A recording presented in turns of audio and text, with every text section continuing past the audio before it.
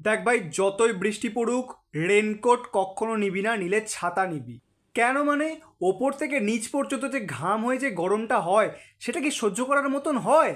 যতই ঝাপটা আসুক না কেন, পরোয়া করবি না, রাস্তার ধারে দোকানের ছাউনিতে দাঁড়িয়ে যাবি, কিন্তু ছাতা নিয়ে বেরোবি, রেনকোট নিয়ে বেরোবি না। রেনকোট হচ্ছে শুধু ভাই বাইক চালকদের জন্য, আর যারা ডেলিভারি বয় তাদের জন্য।